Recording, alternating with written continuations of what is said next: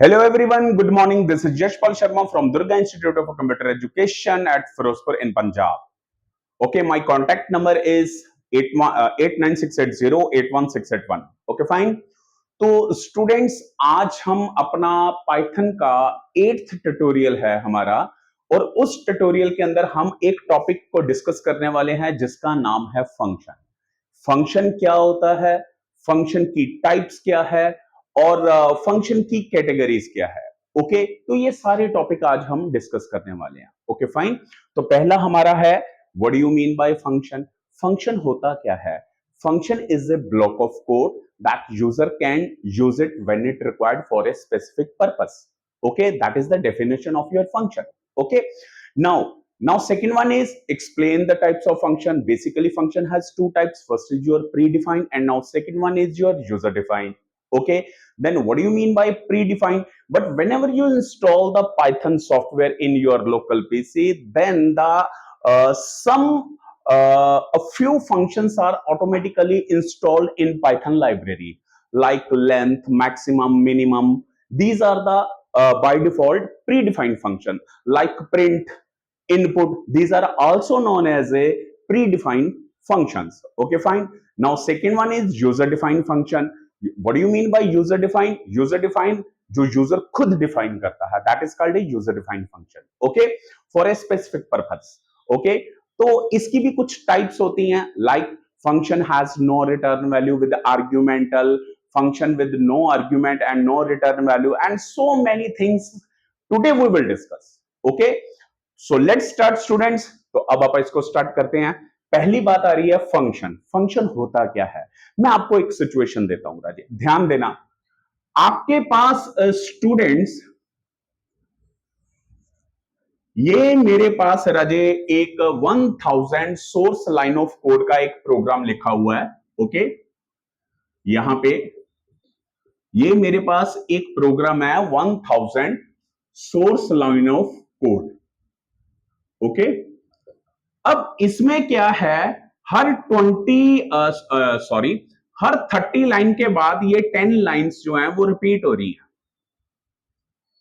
Okay, हर 30 line के बाद ये मेरी 20 लाइन है, जो मेरी 10 लाइन है, ये मेरी रिपीट हो रही है। ओके, जिसकी वजह से मेरा प्रोग्राम बहुत लेंथी हो गया। अगर मेरा प्रोग्राम लेंथी हो गया तो इसमें कॉम्प्लेक्सिटी ज्यादा हो जाएगी, इसकी एफिशिएंसी पे फर्क पड़ेगा। ओके, तो ये सारे के सारे इसके डिसएडवांटेज होंगे। तो अब मैं क्या करने वाला हूं, हमारे पाइथन इवन की हर एक लैंग्वेज के अंदर ये अप्रोच होती है फंक्शन की, जिसको हम बोलते हैं मॉड्यूलर अप्रोच। इस अप्रोच के अंदर क्या आता है, आप ये जो 10 लाइन है ना, 10 लाइन का एक आप फंक्शन बना लो। ठीक है, आप इस 10 लाइन का एक फंक्शन बना लो, इसके अंदर ये 10 लाइनें मेंशन करो। ओके, तो अब जब भी मुझे इन 10 लाइनों की जरूरत होगी ना, तो मैं इसको एक लाइन में कॉल करूंगा, that's it. Okay, now you can see, अब जहां पे मेरी 10 लाइनें लिखनी है वहां पे मैं क्या कर रहा हूं, मैं एक लाइन में उसको कॉल कर रहा हूं। इससे क्या होगा कि मेरा प्रोग्राम जो है वो शॉर्ट हो जाएगा। शॉर्ट हो गया तो कॉम्प्लेक्सिटी कम आएगी, कॉम्प्लेक्सिटी कम आएगी तो मेरे प्रोग्राम की एफिशिएंसी इंक्रीज होगी। ओके, और सबसे बड़ी बात यह है राजे, मेरा प्रोग्राम जो है वो मॉड्यूलर अप्रोच में हो गया, मतलब नंबर ऑफ पार्ट्स में डिवाइड हो गया। ओके, अब ये एक अलग मॉड्यूल बन गया, ये अलग बन गया, ये अलग बन गया, ये अलग बन गया। ओके, जब आप किसी प्रॉब्लम को मॉड्यूलर अप्रोच के पॉइंट ऑफ व्यू से सॉल्व करते हो ना, तो वो प्रॉब्लम का सॉल्यूशन बड़े इजीली वे में हो जाता है, बजाय आप सारे लार्ज कोड में एरर को देखो।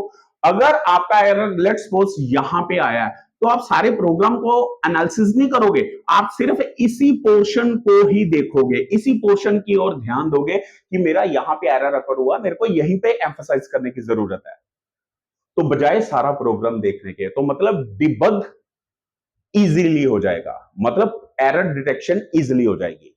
सो that's why this is called A function. Okay, ये तो मैंने आपको एक सिंपल सी एग्जांपल बताई है।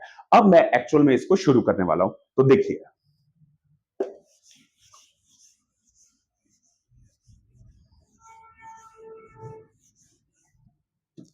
तो चलिए स्टूडेंट्स, अब शुरू करते हैं फंक्शन। ओके, फंक्शन होता क्या है और फंक्शन की डेफिनेशन क्या है? Function as a block of code for a specific task, okay, that is a reusable code, okay, for a specific task. Sorry, function, what do you mean by function? Function as a block of code that user can use it when it required for a specific purpose. Okay, it is also known as a reusable code.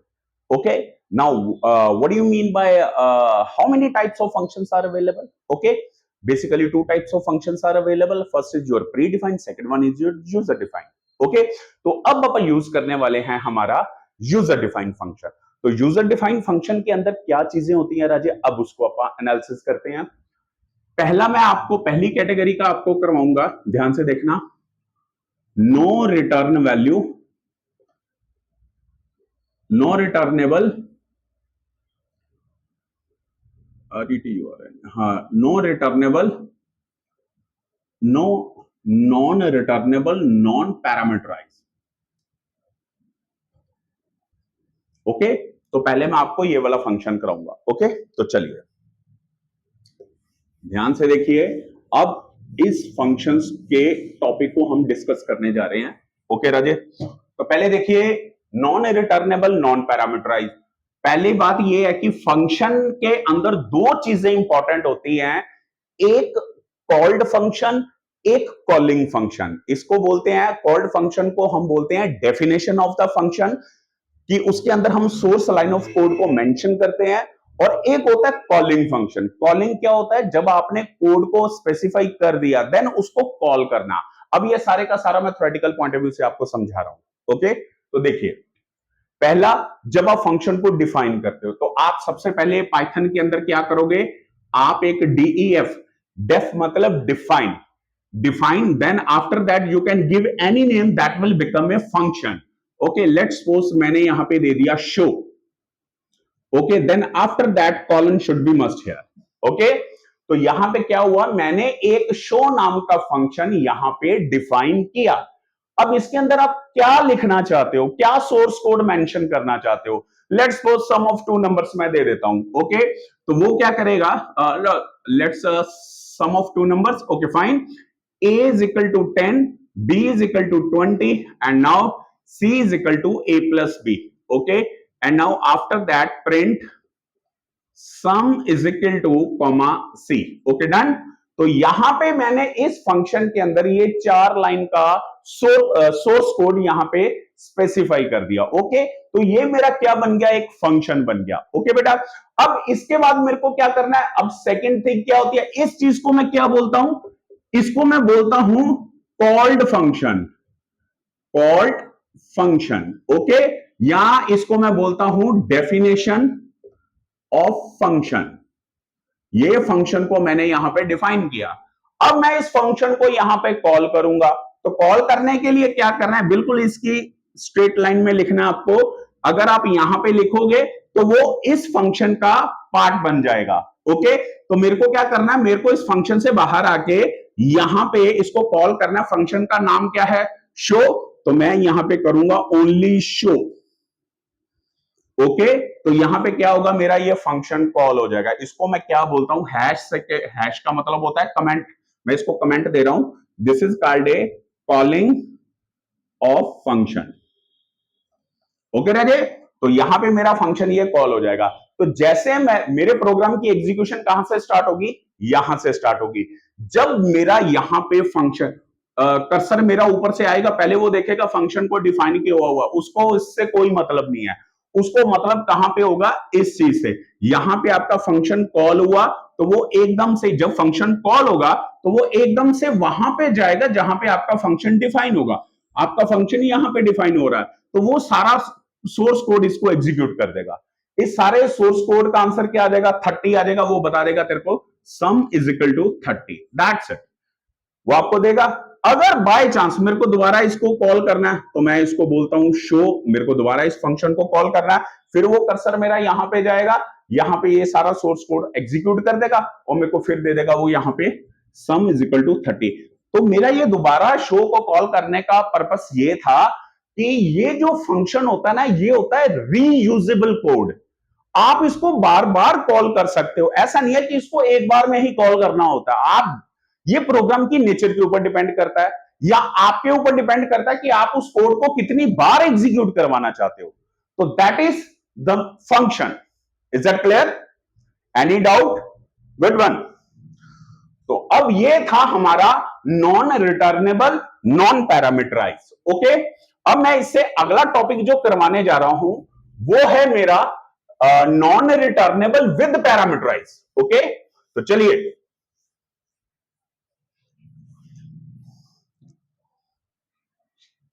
Non returnable, non parameterize. Okay राजे, तो चलिए इस चीज को अब discuss करते हैं। For example, मैंने यहां पे फंक्शन दिया, जैसे शो फंक्शन है मेरा, और यहां पे मैंने दे दिया ए और बी। इट मींस ये चीज क्या बनी रजे? This is called a parameter, this is also known as a argument. Okay, तो यहां पे क्या है? Function non returnable with parameterize. Okay, तो ये जो हमारा टॉपिक है नॉन रिटर्नेबल विद पैरामीटराइज, इसमें क्या होगा? फंक्शन नेम आपका शो है, लेकिन उसके अंदर मैंने क्या किया? दो पैरामीटर पास किए हैं, दो आर्ग्यूमेंट पास किए हैं। ओके, तो अब ये वाला प्रोग्राम हम डिस्कस करने जा रहे हैं, तो देना इसको ध्यान से। लो,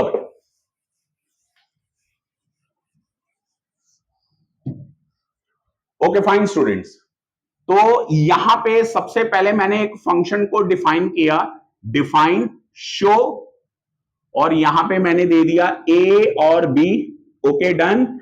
और यहां पे मैंने किया c is equal to A plus b, और यहां पे मैंने कर दिया print the sum of a and b is equal to c. Okay done. तो ये मैंने प्रोग्राम बना लिया, और यहां पे मैं क्या करने जा रहा हूं? A is equal to int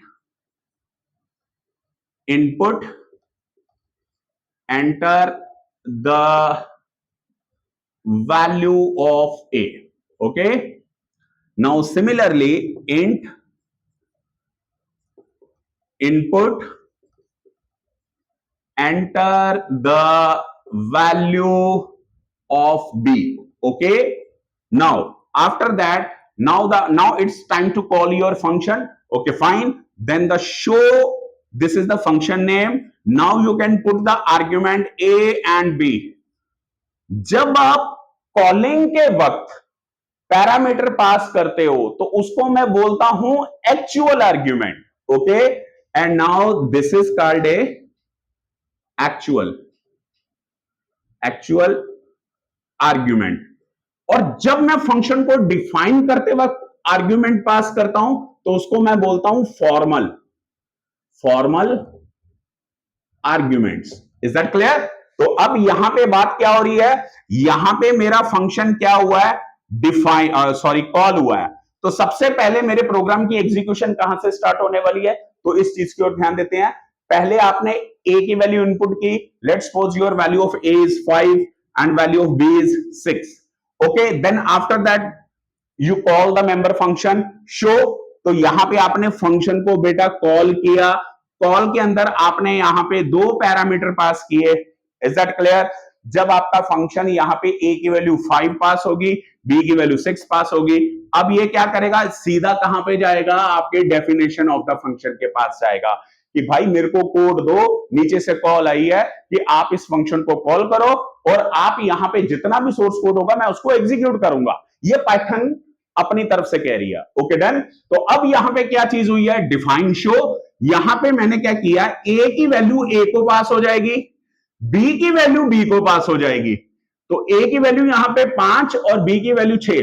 अब क्वेश्चन यहां पे कई स्टूडेंट ये भी पूछते हैं, सर यहां पे क्या हमें a और b ही पास करना होता है? आप यहां पे चाहो तो x और y भी पास कर सकते हो।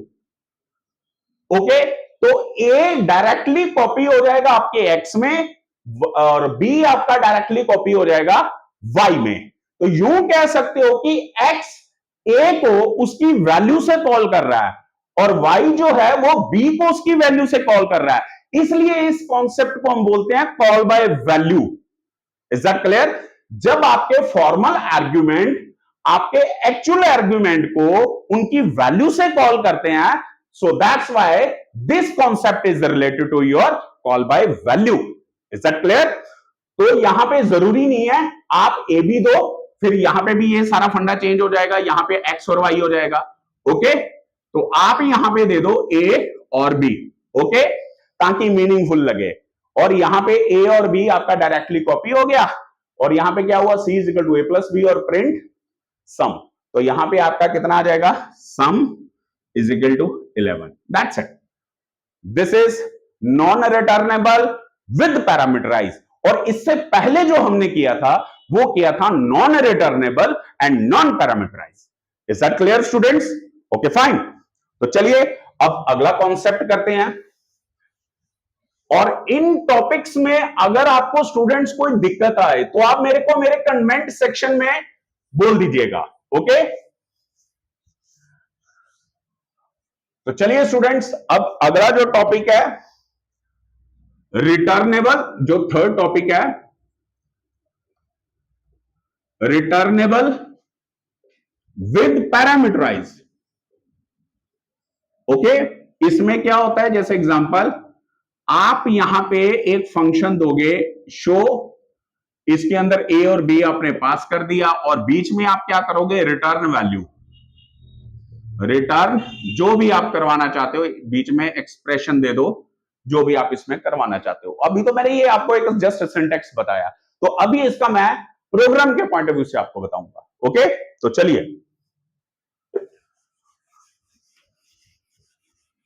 नाउ स्टूडेंट्स, मैं यहां पे क्या करने जा रहा हूं, यहां पे मेरे पास एक फंक्शन है डिफाइन, तो फंक्शन का नाम ले लिया मैंने यहां पे शो, और बीच में मैंने दो पैरामीटर पास कर दिए as you know very well. Okay, and now यहां पे c is equal to a plus b किया, और यहां पे रजे मैंने कर दिया रिटर्न, रिटर्न यहां पे मैंने कर दिया c। Okay done. तो अब मेरा यहां पे प्रोग्राम शुरू होने जा रहा है, a is equal to let's suppose 5, b is equal to 6। तो यहां पे मैंने किया राजे c is equal to show a comma b। Okay done. तो अब ये यहां पे क्या चीज होने वाली है, ध्यान देने वाली बात है, मैं यहां पे प्रिंट करवा देता हूं, print sum is equal to comma C. Okay done. अब पहले a की वैल्यू आपकी क्या है 5, b की वैल्यू आपकी क्या है 6। तो यहां पे आपका ये फंक्शन कॉल हुआ, जब आपका यहां पे फंक्शन कॉल हो गया, ये 5 है ये 6 है, और ये सीधा जाएगा आपके सोर्स कोड के ऊपर। ओके, तो यहां पे क्या चीज है, शो फंक्शन आपका डिफाइन हुआ हुआ है, a की वैल्यू यहां पे 5 हो जाएगी, b की वैल्यू यहां पे 6 हो जाएगी। ओके, तो जब ये वैल्यू यहां पे 5 और 6 पास हो जाएगी तो यहां पे उसका सम क्या आ जाएगा, c के अंदर आ जाएगा, और c ऊपर से रिटर्न हो रहा है। अब ये ऊपर से वैल्यू रिटर्न करेगा, किसको करेगा, इस c को। तो यहां पे प्रिंट c कितना आ जाएगा मेरा 11, यानी कि sum is equal to 11। Is that clear? मतलब ये फंक्शन क्या कर रहा है, ऊपर से वैल्यू एक रिटर्न कर रहा है with the help of your return keyword.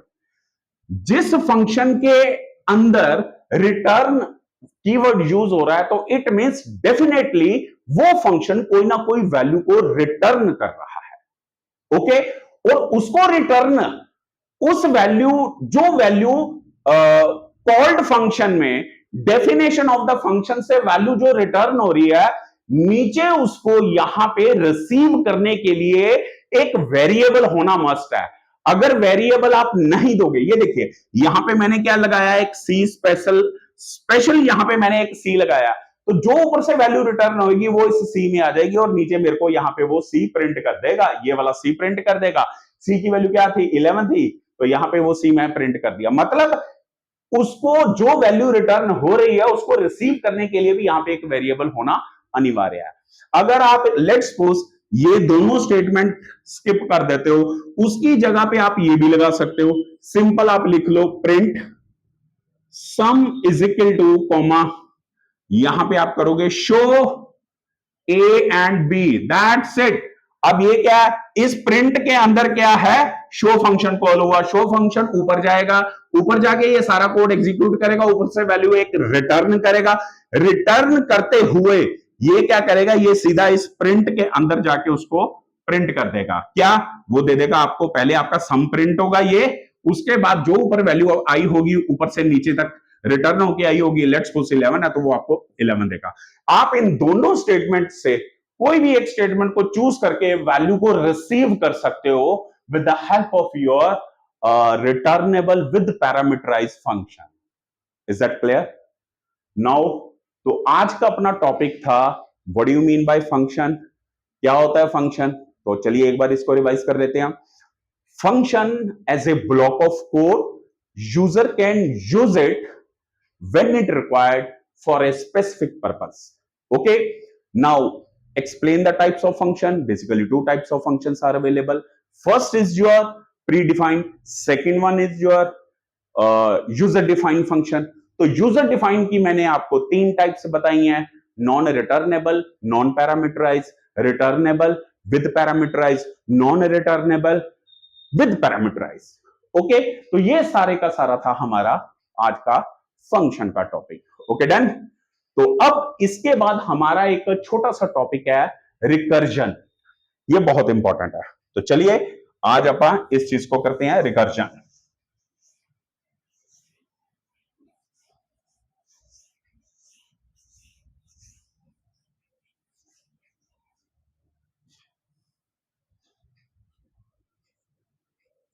Define मैंने यहां पे दे दिया एक शो फंक्शन। ओके, शो, और यहां पे मैंने n की वैल्यू दे दी। Then if n is equal to 1, तो वो क्या करे आपको रिटर्न 1, अदरवाइज वो क्या करे return n into show n-1, that's it. और यहां पे मैंने दे दिया n is equal to int input enter any number. Okay, now तो अब मैं यहां पे शो को कॉल करूंगा शो n, दैट्स इट। तो चलिए स्टूडेंट्स, यहां पे शो ऑफ n, और मैं इधर कर लेता हूं प्रिंट। नाउ स्टूडेंट्स अब ध्यान देना, ये मेरा एक फंक्शन है जिसको मैं बोलता हूं रिकर्जन। रिकर्जन का मतलब क्या होता है, a function call itself again and again until the condition will be false, that is known as a function. एक ऐसा फंक्शन जो अपने आप में ही कॉल होता है एक स्पेसिफिक कंडीशन तक। अगर हम वो कंडीशन स्पेसिफाई नहीं करेंगे तो क्या होगा कि फंक्शन आपका अपने आप में कॉल होता रहेगा, बट वो एंडलेस हो जाएगा, इनफाइनाइट हो जाएगा। तो उस चीज के लिए हम ये कॉन्सेप्ट यूज करते हैं रिकर्जन। रिकर्जन एक फंक्शन को अपने आप में, डेफिनेशन ऑफ द फंक्शन, मतलब जहां पे हम फंक्शन को डिफाइन करते हैं उसी के अंदर ही हम फंक्शन को अपने आप में कॉल करवाते रहते हैं। ओके, मतलब ये एक तरह से लूप की टाइप ही होगी। जैसा हम लूप में करते हैं, कोड को बार बार एग्जीक्यूट करते हैं, वैसे ही हम फंक्शन को उसके अंदर ही हम कॉल करवाते हैं। तो चलिए इस प्रोग्राम के जरिए पर इसको एनालिसिस करते हैं। तो चलिए यहां पे सबसे पहले मैंने n की वैल्यू क्या दे दी, लेट्स सपोज मैंने 5 दे दी। Okay, n int input enter any number, मैंने 5 दे दिया। उसके बाद मैंने यहां पे क्या किया, प्रिंट शो n। तो यहां पे मैंने फंक्शन को कॉल किया, n मेरा यहां पे 5 पास हो गया। अब ये कहां पे जाएगा, सीधा जहां पे आपका फंक्शन डिफाइन होगा, तो n आपका यहां पे 5 हो गया। Is that clear? तो चलिए अब वो यहां पे मैंने एक कंडीशन लगा दी, अगर आपका n 1 होता है ना तो रिटर्न 1, मतलब वो उसी वक्त ये मेरा फंक्शन खत्म हो जाए, मतलब स्टॉप हो जाए मेरा फंक्शन।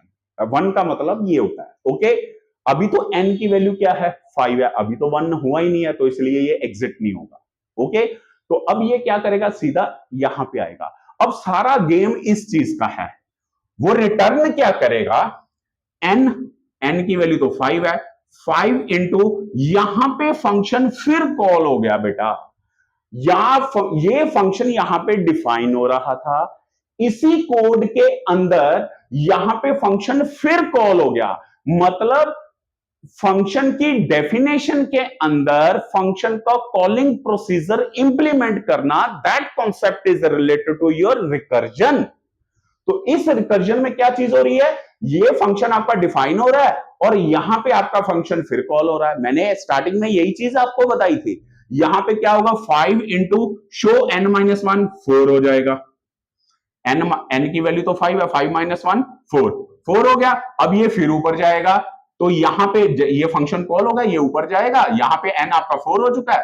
अब ये क्या करेगा, if n is equal to 1, क्या आपका n 1 हुआ? नहीं, अभी तो n की वैल्यू 4 है। अब वो क्या करेगा, फिर यहां पे आएगा, यहां पे आने के बाद वो क्या करेगा, 5 इंटू 4 इंटू 3, फिर 2 हो जाएगा, फिर 1 हो जाएगा।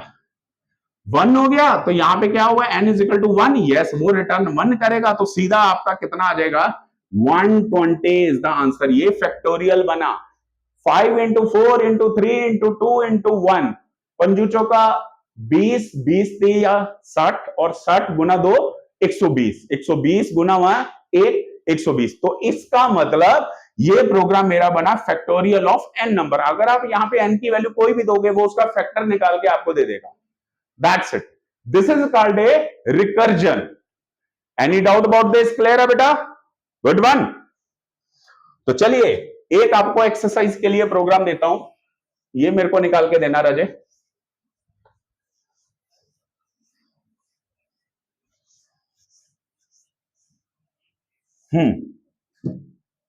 मान के चलो आपके पास स्टार्टिंग में a की वैल्यू है 100, ओके।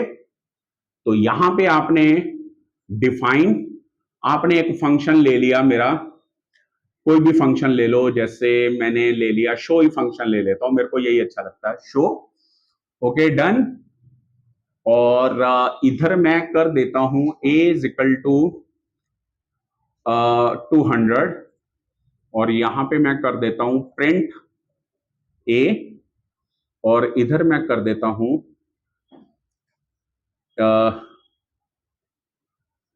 प्रिंट a, और a is equal to a plus 500, print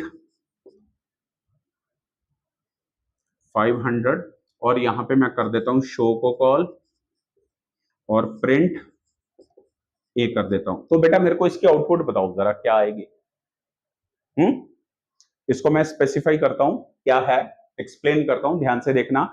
सबसे पहले आपके प्रोग्राम की एग्जीक्यूशन यहां से स्टार्ट होगी, ठीक है। ये तो आपका ब्लॉक ऑफ कोड है, ये कोड आपका तभी रन होगा जब इसको कॉल की आवाज आएगी कि मेरे को कॉल हो, और यहां पे वो कोड को एग्जीक्यूट करेगा। तो यहां पे ए की वैल्यू 100 है, इज दैट क्लियर? फाइन।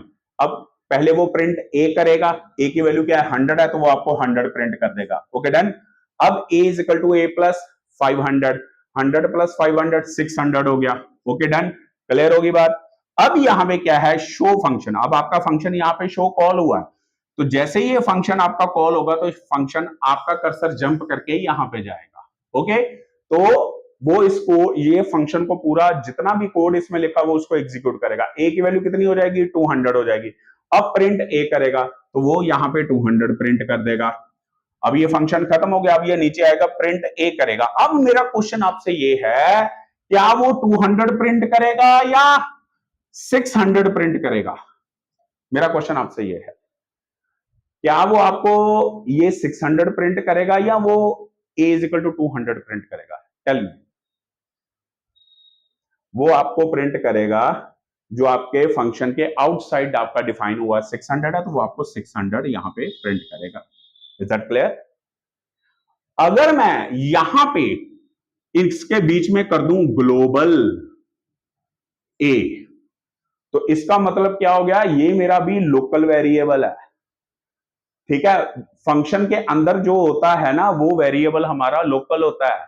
अगर फंक्शन के अंदर मैं उसी वेरिएबल को ग्लोबल कर दूं, तो जो उसके अंदर वैल्यू होगी वही फंक्शन के बाहर उसकी वैल्यू होगी। अगर मैं अंदर चेंज करूंगा तो उसका रिफ्लेक्शन उसके फंक्शन के बाहर भी दिखेगा। ये होता है हमारा global function, global variable. Okay, तो अभी अगर मैं ग्लोबल नहीं लिखता तो ये मेरे को क्या करेगा, 100, 200 देन 600। देखो अंदर तो मैंने ए की वैल्यू 200 दी थी, लेकिन उसका रिफ्लेक्शन बाहर नहीं दिखा। लेकिन अगर मैं यहां पे इसको ग्लोबल ए कर दूं तो वो क्या करेगा, यहां पे ए की वैल्यू अब 200 है तो बाहर भी वो मेरे को क्या दिखाएगा, 200 ही दिखाएगा। This is called a global and local variable. Major difference in between local and global. Is that clear students? तो ये है फंक्शन की हमारी कुछ कैटेगरीज थी, रिकर्शन, ग्लोबल एंड लोकल, और भी बहुत सारी हैं। ठीक है, तो अगर आपको ये लेक्चर अच्छा लगा राजे, तो आप मेरे को प्लीज मेरे कमेंट सेक्शन में थोड़ा सा बताइए कि सर मेरे को यहाँ पे डाउट आ रहा है। नहीं तो हमारा दुर्गा कंप्यूटर इंस्टीट्यूट है, फिरोजपुर सिटी में है, मंदिर देवी द्वारा, तोड़ी बाजार, और मेरा कॉन्टैक्ट नंबर है 8968081681। अगर आपको लगे कि नहीं हमें पाइथन करनी चाहिए, ठीक है, तो आप मेरे पास आइए इंस्टीट्यूट में, आपको 2 दिन की डेमो क्लास फ्री मिलेगी। ठीक है, और मैं यहाँ पे अपने कंप्यूटर सेंटर में 6 स्टूडेंट से ज्यादा अलाउ नहीं करता राजे। ठीक है, 6 स्टूडेंट्स मतलब मैं उनको 6 पीसी अलॉट करूंगा और उनके ऊपर 2 घंटे की आपकी क्लास रहेगी। ठीक है, और सारे का सारा वर्कआउट जो होगा वो आपका प्रैक्टिकल होगा। ओके, तो उसमें थ्योरेटिकल का नाम का तो यहाँ पे बिल्कुल सही नहीं है। मैं जो भी काम करवाऊंगा राजे आपको सारे का सारा प्रैक्टिकल करवाऊंगा। ओके, दूसरी बात, वो स्टूडेंट्स जो +2 पास करने के बाद कोई आईआईटी में जाने की कोशिश करता है, जेई मेन और एडवांस का टेस्ट क्रैक करने के बाद, कोई थापर यूनिवर्सिटी में, कोई चंडीगढ़ यूनिवर्सिटी में, ओके डन। लेकिन उनका मेन टारगेट क्या होता है राजे, कि हमें प्लेसमेंट चाहिए। तो प्लेसमेंट के लिए यहां पे आपको ऑनलाइन और ऑफलाइन ट्रेनिंग का भी प्रोविजन है। मतलब ध्यान से सुनिए, ऑनलाइन और ऑफलाइन ट्रेनिंग, जो कंटेंट्स आजकल इंडस्ट्री में चल रहे हैं, लाइक जैसे AWS, Amazon वेब सर्विसेज, उसके अंदर क्या है, EC2, S3, Lambda, content delivery, these are all packages जो कि इंडस्ट्री के लिए स्टूडेंट को बहुत रिक्वायर्ड होते हैं। जो इंडस्ट्री का एक्चुअल में मूविंग सिस्टम होता है, तो उस सॉफ्टवेयर इंजीनियर के लिए वो सारे के सारे कंटेंट्स यहां पे कवर करवाए जाते हैं राजे। इवन की लाइक जैसे गिटअप को डिटेल में करवाना, चैट जीटीपी को यूज करना, AWS Amazon वेब सर्विसेज के हर एक कंटेंट्स को डिटेल में प्रैक्टिकली एग्जीक्यूट करना, ये सारी की सारी इंडस्ट्रियल ट्रेनिंग शायद आपको आपके institute, IIT, Thapar, Chandigarh university, इन चीजों में आपकी कोचिंग ना हो, लेकिन आपको दुर्गा इंस्टीट्यूट में, अब मेरा यहाँ पे एक चैनल भी है राजे, आप उस चैनल में ये सारे के सारे आपको कंटेंट्स हैं, उनके वीडियोस आपको बड़े बखूबी देखने को मिलेंगे। तो आप उनको एक बार वॉच जरूर कीजिएगा, फिर आप अपना मन बनाइए कि हाँ यार ठीक है, मैंने वहां पे एडमिशन तो लिया, बट मेरे को एक्चुअल में जो मेरे को एक्स्ट्रा स्टडी करनी है वो मेरे को किसी ना किसी अच्छे और सस्ते इंस्टीट्यूट में करनी है। मैं तो आपको यही बोलूंगा, हमारे इस फिरोजपुर में सबसे सस्ता इंस्टीट्यूट कोई भी नहीं है। मैं अपने आप को महंगा नहीं कहता, सीधी सी बात है, आप 2 दिन की डेमो लीजिए। ओके, और डेमो लेने के बाद आप अपना डिसाइड कीजिए कि आपको कहां पे ज्वाइन करना चाहिए, या चंडीगढ़ में जाके आपको लाखों रुपया वहां पे पैसे की तरह बहाना है, बैच के अंदर देख के कि हाँ भी ये चीज कैसे आई, आपको समझ आई या नहीं आई, that depends on you. Okay fine, but यहाँ पे आपको 6 स्टूडेंट से ज्यादा आपको 7वां स्टूडेंट इस लैब में दिखाई नहीं देगा। That's it. Okay students, have a good day. अगर कोई इसमें आपको डाउट रहा तो आप मेरे को जरूर कांटेक्ट कीजिएगा राजे। ओके राजे, तो ये हमारा 8वां ट्यूटोरियल था पाइथन का। अब मैं इस पाइथन को आगे कंटिन्यू करूंगा, क्योंकि इसकी 1.25 लाख से ज्यादा लाइब्रेरीज हैं। पाइथन का कहां कहां यूटिलाइज होता है वो सारे के सारे वीडियोस में आपको 1 बाय 1 बना के अपलोड करता रहूंगा मेरे यूट्यूब चैनल के ऊपर। Okay Raje, thank you so much, have a nice day, take care, good luck.